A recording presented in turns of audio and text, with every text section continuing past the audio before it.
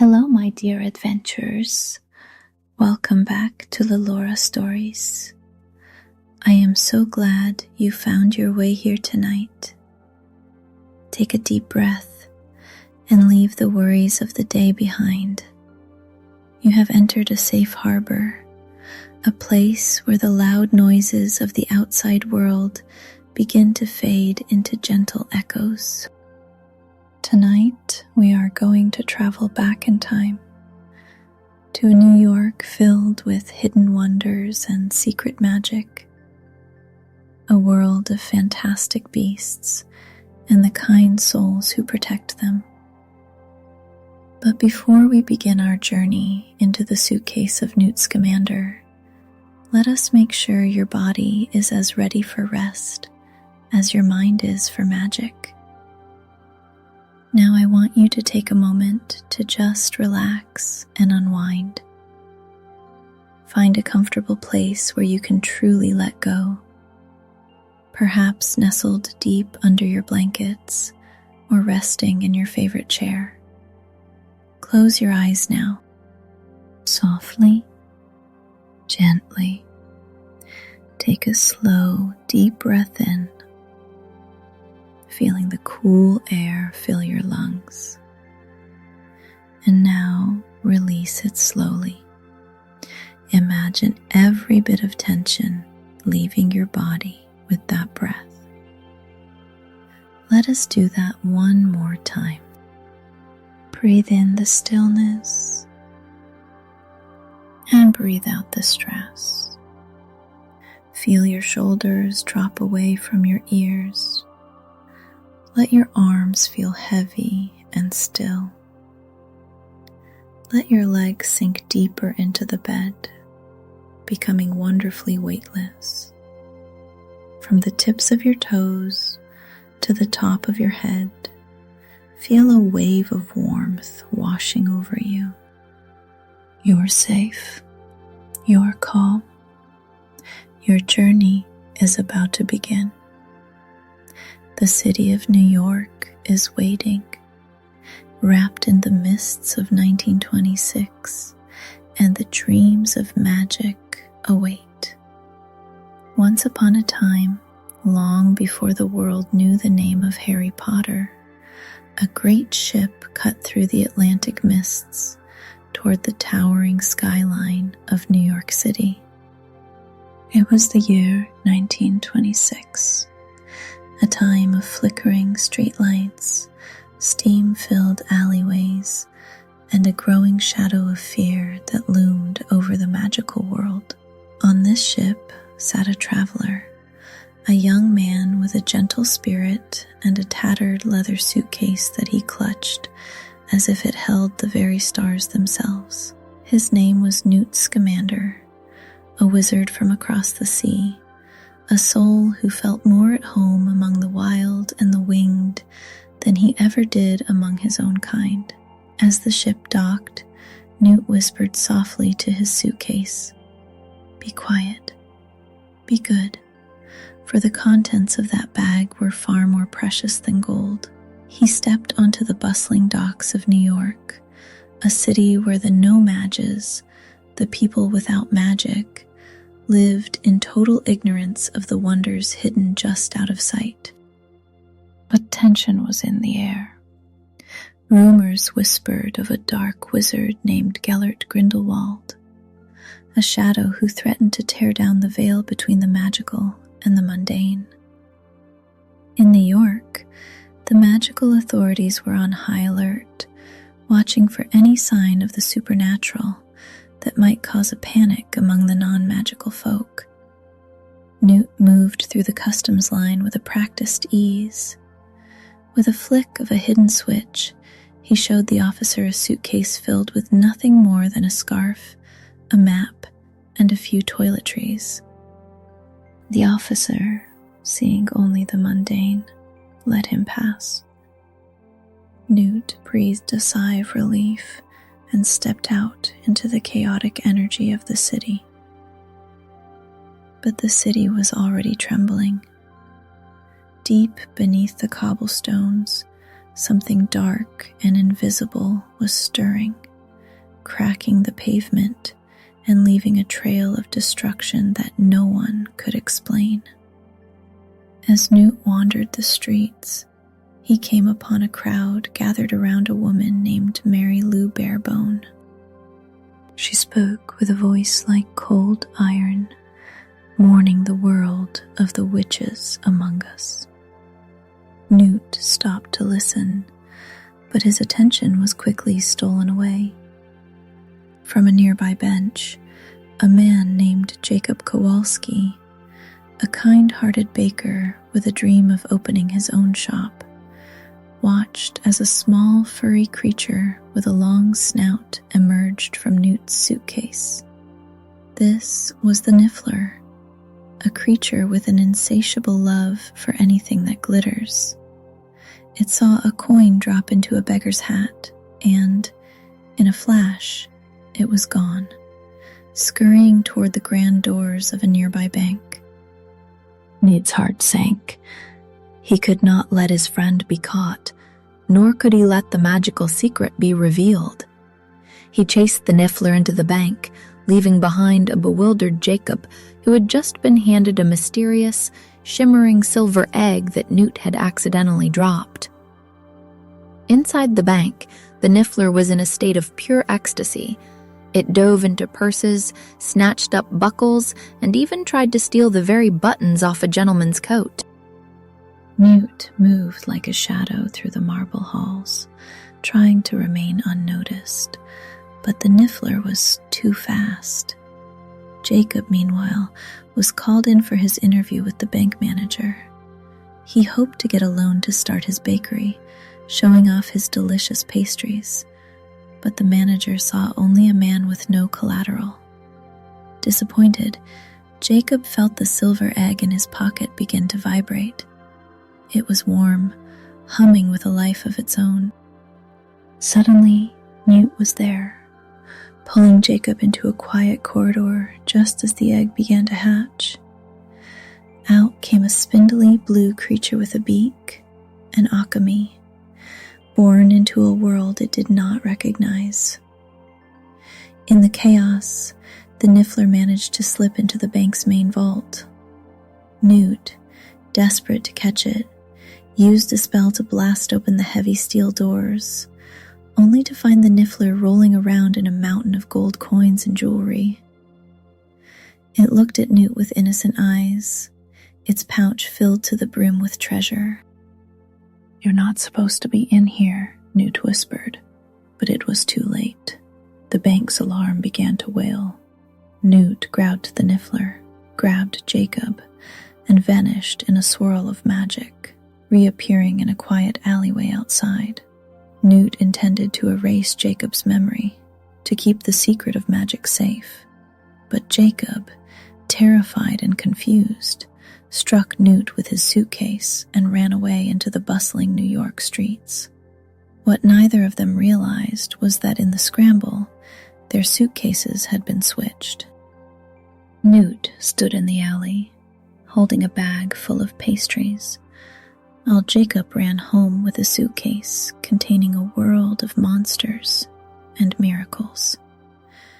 And watching it all from the shadows was Tina Goldstein, a disgraced Auror who had seen exactly what Newt had done. She stepped forward, her eyes fixed on the strange traveler, and Newt knew that his quiet research trip had just become something much more dangerous. The sun began to set over the city, casting long shadows against the brick walls. The Niffler was back in the bag, but the peace of New York was shattered. Something was coming, something darker than a lost creature, and the fate of both the magical and the no-mag worlds was now tied to the man with the suitcase and the baker who just wanted to make bread. The evening air in New York grew crisp, carrying the scent of coal smoke and roasted chestnuts. But for Jacob Kowalski, the world had turned upside down. He stumbled back to his humble apartment, his mind racing with images of silver eggs and men who could disappear into thin air He sat on his bed, letting out a long sigh of exhaustion, clutching the leather suitcase he thought was his own. He hoped that if he just went to sleep, he would wake up and find that the strange events at the bank were nothing more than a vivid dream brought on by hunger and disappointment. But as he placed the case on the floor, it began to shudder. A soft, clicking sound echoed in the quiet room. Curious and trembling, Jacob reached down and unlatched the brass buckles. As the lid creaked open, the room was suddenly filled with a strange, bioluminescent glow. Out from the darkness of the case hopped a creature that looked like a cross between a rat and a giant moth, scurrying under his bureau. Before he could even cry out, a great force seemed to erupt from the suitcase, a whirlwind of invisible energy that tore through his room, shattering the windows and ripping the plaster from the walls.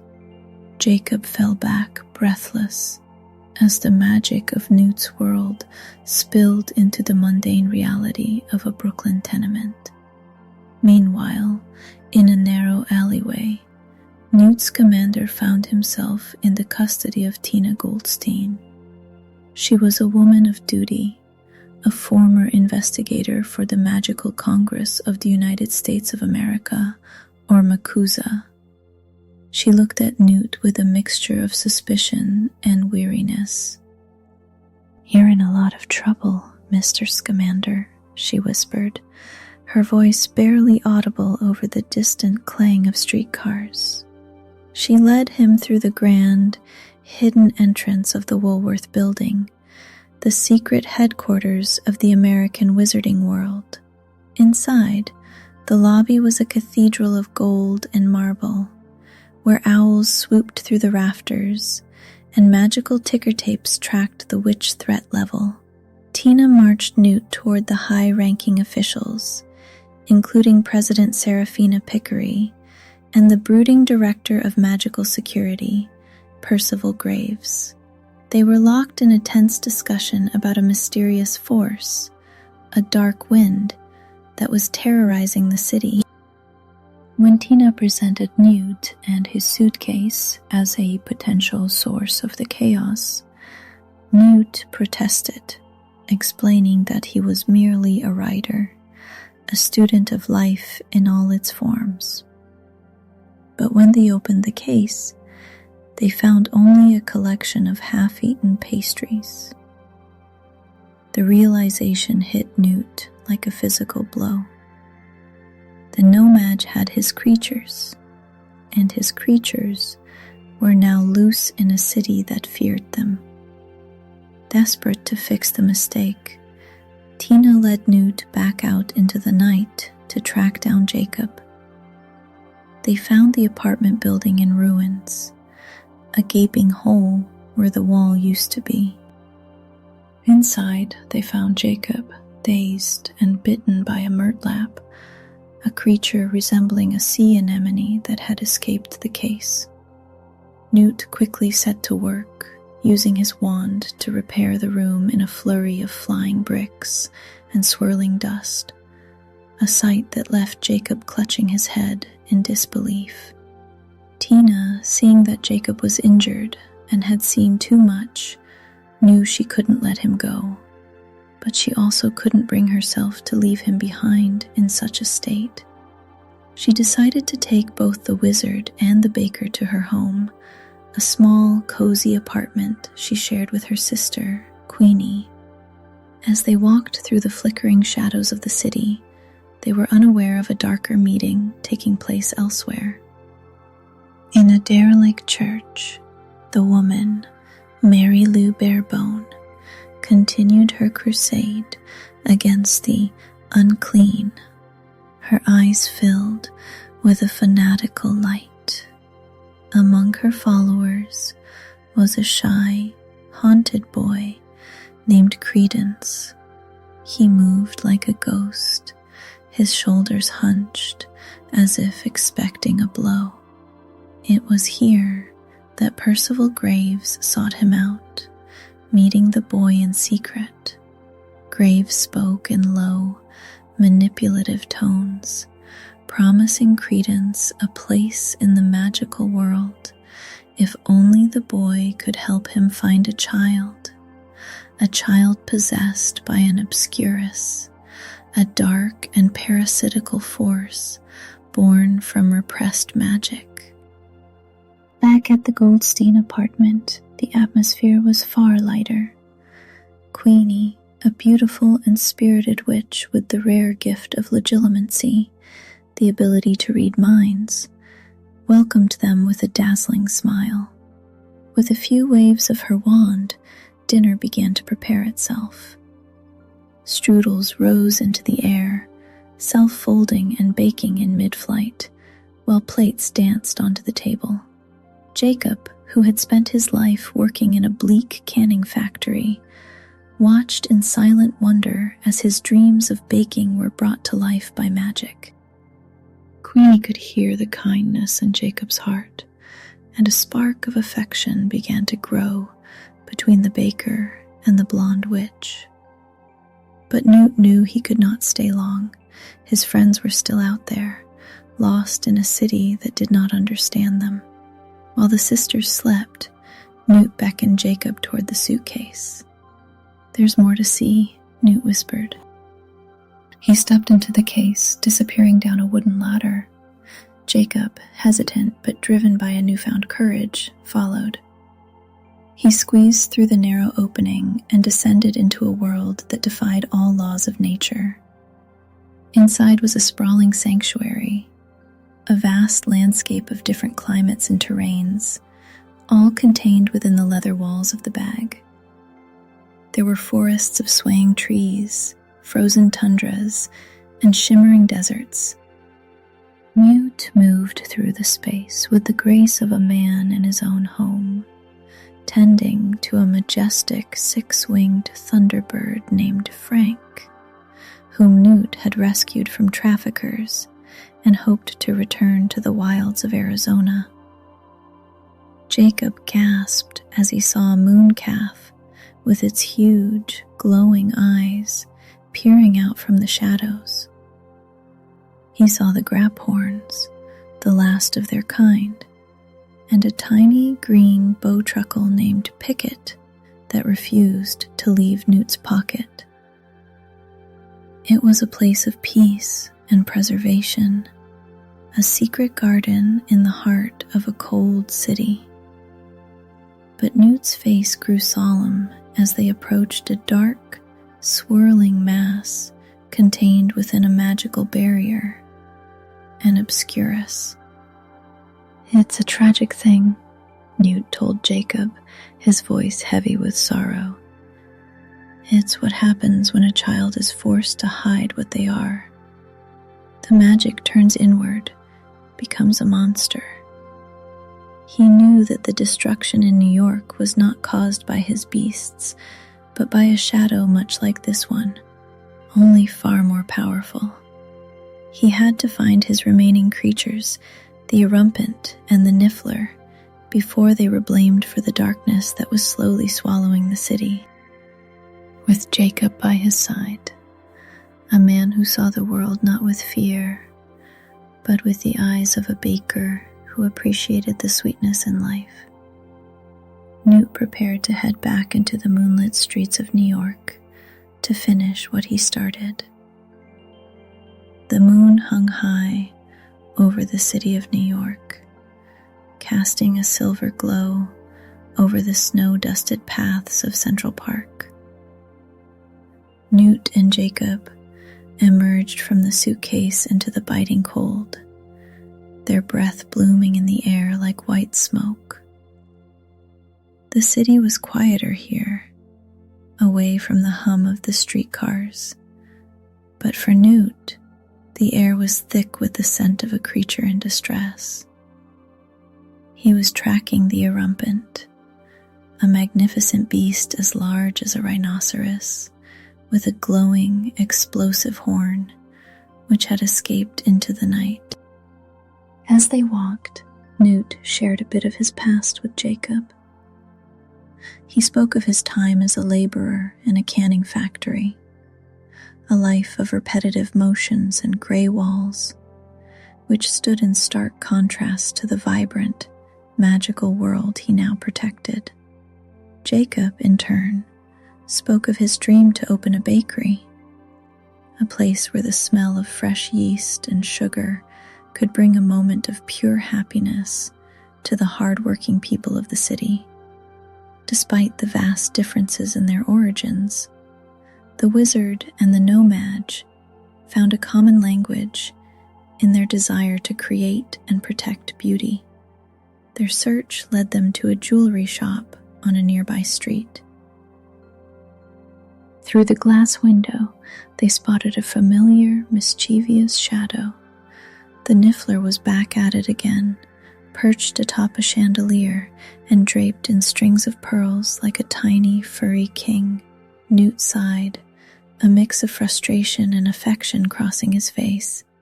He broke into the shop, and a chaotic chase ensued. The Niffler was a blur of movement, diving into display cases and stuffing its magical, bottomless pouch with every glittering diamond and gold coin it could find. Eventually, Newt managed to catch the creature, shaking it upside down until a mountain of jewelry rained onto the floor. Before the police could arrive to investigate the noise, Newt grabbed Jacob and the Niffler, vanishing in a swirl of coats and reappearing back in the safety of the park. But the true challenge lay ahead.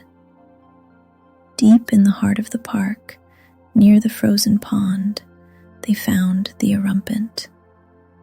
The great beast was agitated, its massive feet cracking the ice as it paced back and forth. It was searching for a mate, and Newt knew he had to be careful. He donned a protective helmet and handed a vial of Erumpent musk to Jacob, warning him to be still. Newt then began a strange, rhythmic dance, a series of grunts, hops, and sways designed to soothe the creature and lead it back into the suitcase. For a moment it seemed to work. The Erumpent watched Newt, its glowing horn dimming slightly. But then, disaster struck. Jacob, curious and clumsy, accidentally spilled the musk all over his own clothes. The Erumpent's eyes locked onto him, seeing not a human, but a potential partner. The beast let out a thunderous cry and began to charge. Jacob turned and ran for his life, his boots slipping on the ice while the massive creature thundered behind him, smashing park benches and uprooting small trees in its wake.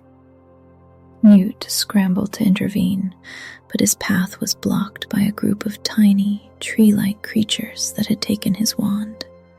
He had to use a piece of bark to trick the lead bowtruckle into giving it back, all while Jacob's screams echoed through the trees. Jacob scrambled up a tree, but the Erumpent simply lowered its head and used its explosive horn to blast the trunk into splinters. Just as the beast was about to corner him on the slippery ice of the skating rink, Newt dived forward with the suitcase open wide. With a final, desperate shove, the Erumpent was sucked back into its magical habitat, leaving Jacob gasping for air on the ice, his heart hammering against his ribs. As they gathered their breath, the quiet of the night was shattered by a sharp voice. Tina stood at the edge of the woods, her wand drawn and her face pale with worry. She had followed them, and she wasn't alone. She had watched the entire display of magic and mayhem, and she knew that the secret of their world was hanging by a thread. But before she could speak, a dark shadow passed over the moon. A cold wind whipped through the trees, carrying with it a sense of ancient, uncontrollable power. Newt looked up, his eyes widening in realization. The beasts were safe, but the city was not. The darkness he had feared was no longer a whisper. It was a roar. The cold air of the park was suddenly interrupted by a surge of magic. Before Newt and Jacob could even brush the frost from their coats, they were surrounded by the grim-faced horrors of Makuza. Tina, despite her efforts to explain, was swept up in the arrest alongside them. They were brought back to the depths of the Woolworth building, not as guests, but as prisoners of the state. The atmosphere inside the magical headquarters had shifted from tense to lethal. News had just broken that Henry Shaw Jr., a prominent No-Maj senator, had been killed in a brutal, inexplicable attack at a gala, an attack that bore the unmistakable markings of a magical creature.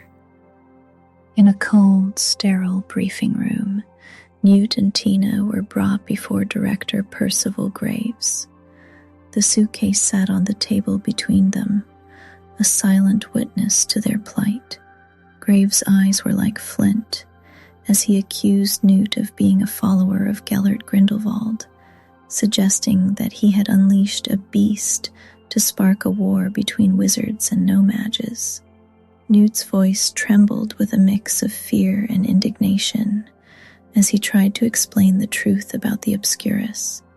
He told Graves that he had once tried to save a young girl in Sudan who had been possessed by such a dark force, but she had died because the power was too great to contain. "It is not a beast, Director," Newt whispered, his eyes pleading. "It is a child's magic, twisted by pain and repression."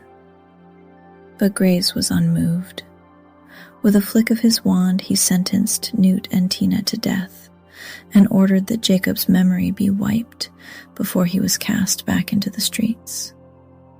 They were led down into the bowels of the building to a room that smelled of ozone and ancient spells. A shimmering pool of white liquid sat in the center of the chamber, a pool that showed the victims their most cherished memories, luring them into a peaceful embrace before extinguishing their lives. Tina was forced toward the edge, her eyes glazing over as she saw images of her parents and the moment she had tried to save the boy Credence from his abusive mother. But Newt was not ready to surrender. Hidden within the folds of his coat was Pickett, the tiny bowtruckle, who had been working tirelessly to pick the locks on Newt's magical handcuffs. With a sudden burst of movement, Newt freed himself and threw a small, spiked cocoon into the air. This was the swooping evil, the beautiful but dangerous creature that looked like a cross between a butterfly and a reptile. It expanded in midair, its wings beating back the executioners with a terrifying grace. "Tina, jump," Newt cried out. He caught her just as the swooping evil created a distraction, and together they fought their way back toward the upper levels. Meanwhile, in another wing of the building, Queenie had sensed her sister's peril through her legilimency.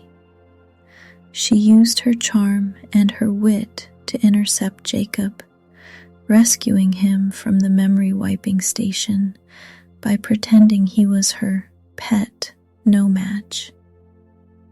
The four of them reunited in a frantic dash through the lobby. Queenie, thinking quickly, tucked the suitcase and the men inside her coat, walking past the guards with a calm smile that hid a racing heart. They escaped into the rainy New York night, a disparate group of fugitives with the weight of two worlds on their shoulders. But while they had escaped the law, The true monster was finally unmasking itself. Percival Graves traveled to the slums to find Credence, believing the boy was merely a messenger. He spoke to Credence with a cruel coldness, telling him he was a squib, a child born to wizards with no power of his own, and that he was no longer of use. The betrayal was the final straw. Credence's eyes turned a milky, terrifying white. The ground beneath them began to heave. It wasn't a young child who was the obscurial. It was Credence himself. His magic, suppressed for years under the lash of his mother's belt, had grown into a force of nature so powerful it could no longer be contained. A massive cloud of black smoke and lightning erupted from the boy, tearing through the roof of the church and screaming into the sky. The Obscurus had arrived, and it was heading straight for the heart of the city, leaving nothing but ruin in its wake. The sky over New York City turned an unnatural, bruised purple as the Obscurus tore through the streets like a living hurricane of grief and rage. Buildings groaned and buckled, and the very air seemed to vibrate with the sound of 1,000 weeping voices. Newt, Tina, Queenie, and Jacob watched from a distance, the sheer scale of the destruction leaving them breathless. Newt knew that the boy, Credence, was not a monster by choice, but a victim of a world that demanded he hide the very essence of who he was. "I have to go to him," Newt whispered, his eyes fixed on the swirling black mass that was heading toward the City Hall subway station. Tina, her heart breaking for the boy she had once tried to protect from Mary Lou Barebone's cruelty, stepped forward to join him. They left Queenie and Jacob with the suitcase, charging into the heart of the storm. Inside the dark, cavernous tunnels of the subway, the air was thick with dust and the smell of ozone. Credence had retreated here, flickering between his human form and the terrifying shadow of the Obscurus. He crouched on the tracks, a broken boy shivering in the dark. Newt approached him slowly, his voice a soft, steady anchor in the chaos. He spoke of the girl in Sudan, of how he had tried to save her, and promised Credence that he was not alone. For a fleeting moment, the darkness began to recede, and Credence's tear-filled eyes met Newt's. But the peace was shattered by the arrival of Percival Graves. The director of magical security did not come to save the boy. He came to claim the power. He lashed out with his wand, pushing Newt aside with a wave of violet sparks. Tina arrived just in time, standing between Graves and the boy, pleading with Credence to remember that she was the one who had tried to help him before. The conflict reached a fever pitch as the Makusa Aurors, led by President Pickery, descended into the tunnels. They did not see a boy. They saw a threat to the International Statute of Secrecy that could no longer be ignored. Despite the desperate cries of Newt and Tina, the Aurors unleashed a combined barrage of light and energy.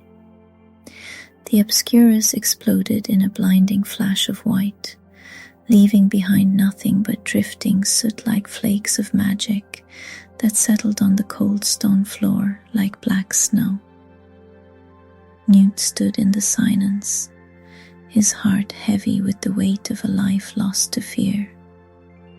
But as he looked at the wreckage, he saw Graves, not mourning, but mocking the president for her dedication to the laws that kept wizards in the shadows.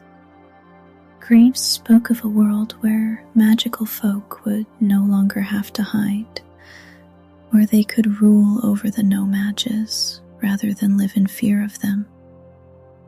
Suspecting the truth, Newt used one of his creatures, the swooping evil, to restrain Graves and then cast a powerful Revelio charm. The dark, slicked-back hair of the director melted away, replaced by a shock of white hair and a pale, haunting visage. It was not Percival Graves at all. Standing before them was Gellert Grindelwald, the most dangerous dark wizard of the age. As the Aurors led the shackled Grindelwald away, the dark wizard looked at Newt with a chilling smile, whispering a question about whether they would be able to hold him for long. The threat was neutralized, but the damage was done.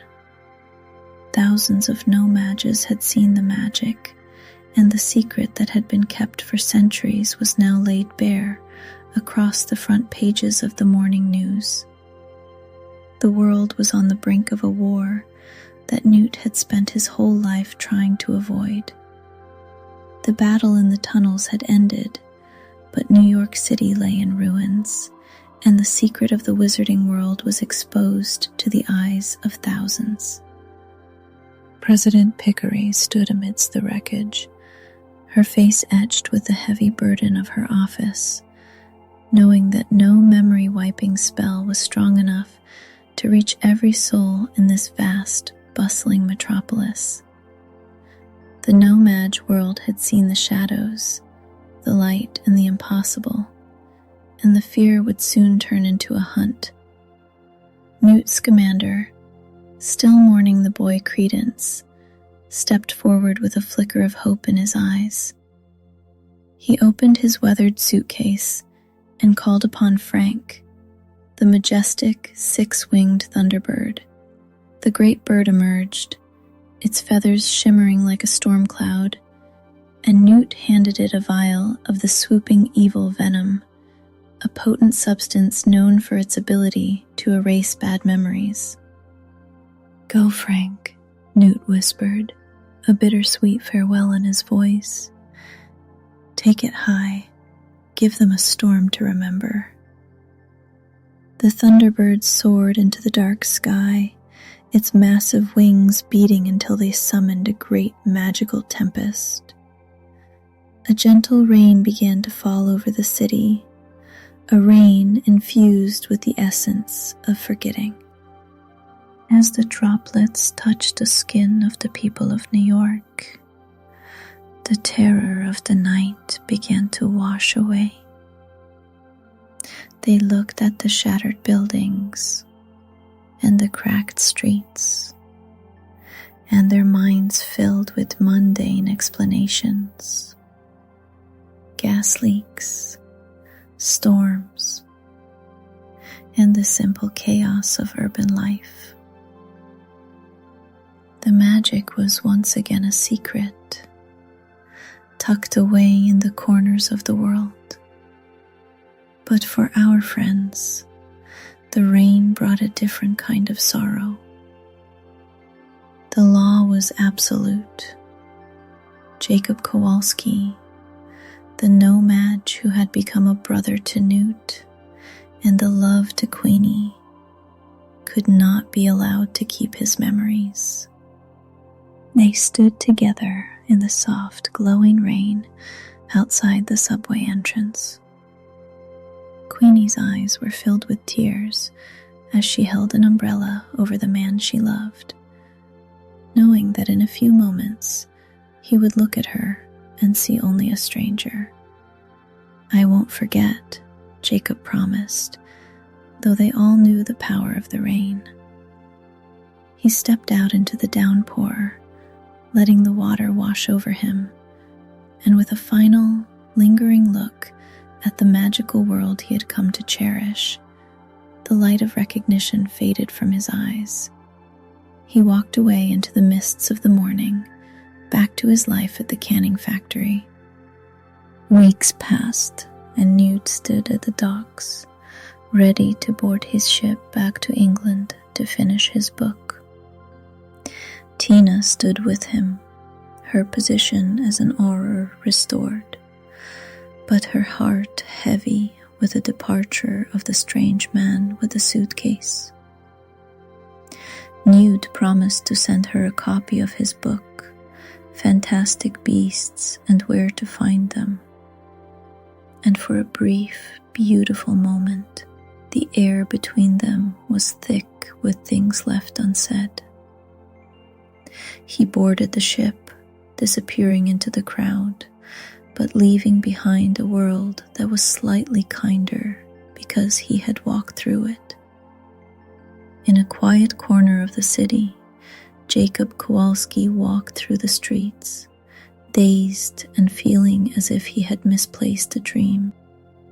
He bumped into a man who dropped a heavy suitcase, a suitcase filled not with clothes, but with solid silver alchemy eggshells and a note from an anonymous friend. The note encouraged him to use them as collateral for the bakery he had always wanted. The story ends in a place filled with the scent of cinnamon and warm sugar. Kowalski's quality baked goods was a triumph, its display cases filled with pastries shaped like strange, beautiful creatures, beings Jacob couldn't quite remember, but that his heart couldn't help but recreate. One afternoon, a beautiful blonde woman with a familiar smile walked into the shop. Jacob looked up, and though the magic of the rain had taken his memories, his soul recognized the light in her eyes. He smiled back, and in that moment, the magic was born anew. Now, my dear adventurers, it is time for you to rest.